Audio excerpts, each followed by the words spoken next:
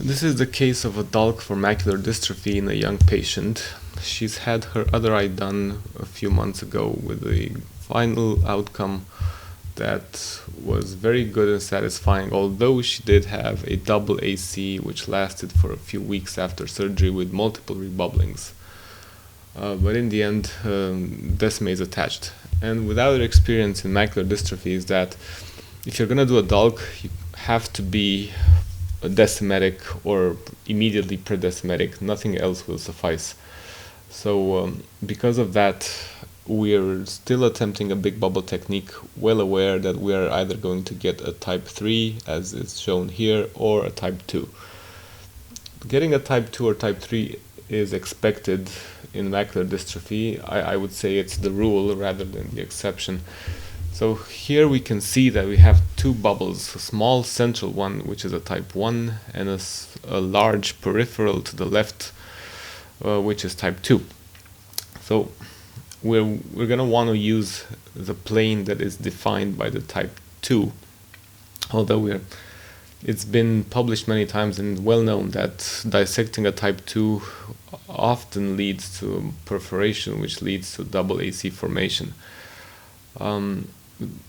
At this time point in the surgery, we're opening the type 1 and dissecting it with the blunt Vannas scissors. We're also using viscoelastic, but in this moment during the surgery, we still haven't opened the type 2 roof.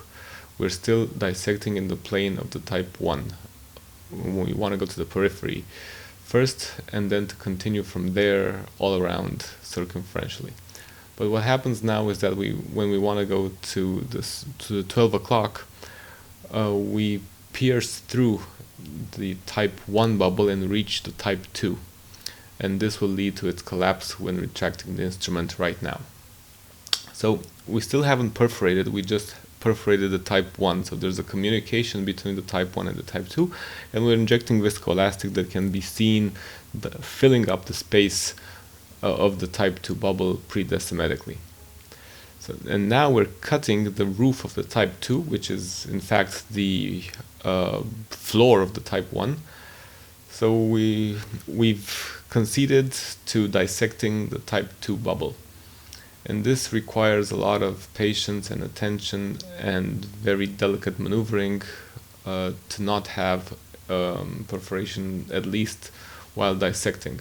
And here a very interesting sight is seen with the tip of the Vannas scissor that is pushing against Decima's.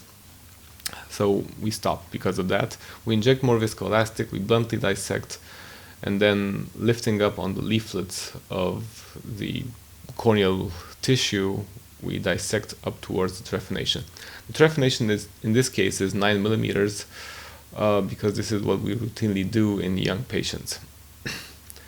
And also we trim the edges to have a good apposition between the graft and the host. And this is continued all around wherever necessary. Now the viscoelastic that is covering Decima's membrane is power washed, and with BSS of course, and then with WEC cells. So WEC cells are directly touching Decima's, the stromal part of Decima's, trying to clean off all the residual viscoelastic. And this is quite, I would say, anxiogenic maneuver where you're very scared of ripping it. So upon suturing, we do manage to create the first perforation in Decima's. And this happens simply because of the suturing maneuvering.